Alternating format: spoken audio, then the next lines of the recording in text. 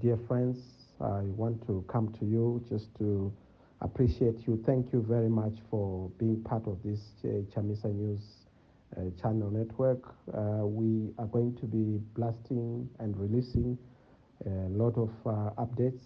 We are going to be interactive, of course, on other platforms, but here we will be feeding you with latest developments, news, our thoughts, perspectives, insights, and more importantly, wisdom is downloaded from our Father from on high. And I want to thank you that you continue to be, the winds to my sails. You continue to encourage me. You continue to give me momentum. I wish to appreciate what you do to me. May God bless you and may God be with you. You know that this year we are 44 years old as a people, as a country, and of course, I would have wanted to say as a nation, but we are not yet a nation. A nation is about shared values, a shared vision, shared goals, shared aspirations, and shared dreams. But at the moment, we have not yet shared a journey even. So we can't share a destination without sharing a journey. So this is why we've been emphasizing the need to come together, to come reason together, so that we reconnect to our mojo as a people. We reconnect to our coming together as a people.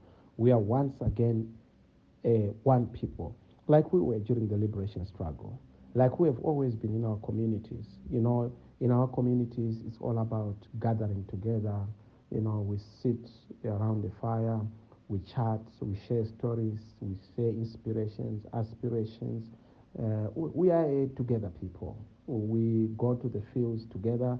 We go to church together. We attend funerals together. We mourn together. We celebrate and laugh together. We are together people, basically. We do things together. We go to deep tanks in the villages together. Even in our workplaces, our lifestyles, our work styles, we are together people. Basically, we do parties together. We worship together. We pray together. We sing together.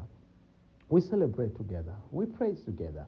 We do things together. And that is who we are. That's Ubuntu. That's the Africanness of who we are. And that is what we would want to see in a proper new great Zimbabwe, where we are able to come together and say, your problem is my problem. Your issue is my issue. Ubuntu. My challenge is your challenge. My being is your being. We are not selfish. We become a together people. And this is why, for me, when we reflect on independence, the 44 years, you can't say there is independence when there is no basics. There is no independence without food on the table.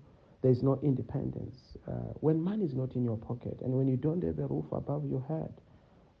There's no independence when food is not in your mouth or your stomach or in your house. Independence is about dignity. And dignity not just to your name, to your life, to your being, to your body. And dignity to the nation, pride and honor to our country.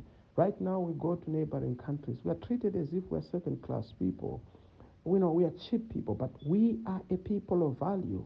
We have dignity, we have politeness, we have attributes, we have principles, we have values. We are a strong people. We are a stone people. We are a great Zimbabwe people. We have a background that tells us who we are. We have fought heroic battles and struggles, and we've won them.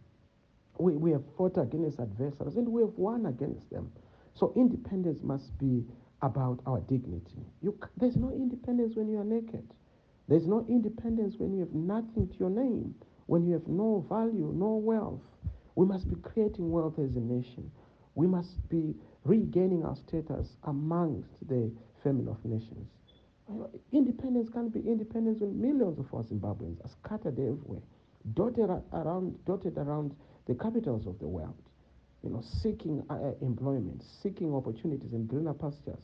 Why should we look at the grass that's greener on the other side when this grass is greenest in our own country? We have over 60 mineral resources. We are a hard-working people, a peace-loving people. We are a leadership people. We are a very humble people, a hospitable people.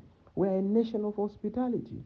Why should we have our people losing their dignity, treated as makwere? you know, derogatory names for ourselves, killed, being victims of xenophobia, racism, and other discriminatory practices.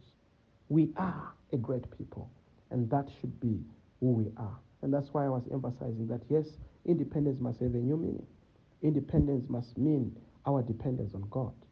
It must mean money in our pocket, food in our homes, jobs for the young people, decent jobs and salaries, opportunities for you and me, world-class conditions, systems. Our uniformed servicemen and women must be a people of honor. We must have pensioners being given the dignity of work, of having worked and uplifted the country and the economy and the commerce of our land.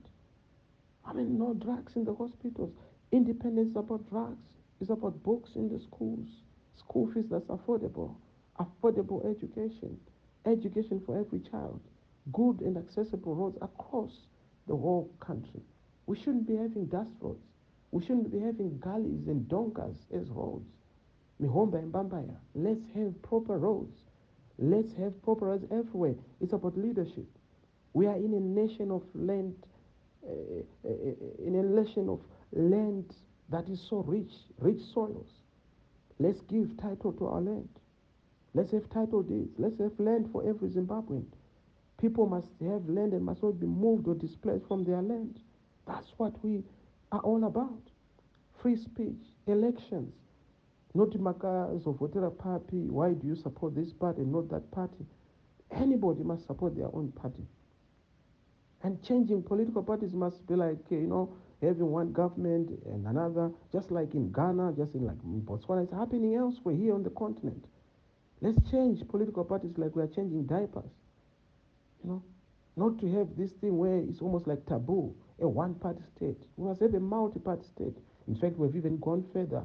We are worse off. It's no longer a one-party state, it's a one-man state, a one-family state. That cannot be. We must not have that. We can't be that. Let's have proper money, decent salaries for our workers and even for our civil servants. Dignity and decency and honor for each and every citizen. Happiness for you, happiness for me, freedom for you, freedom for me, opportunity for you, opportunity for me. What makes the difference between a millionaire and a pauper is opportunity.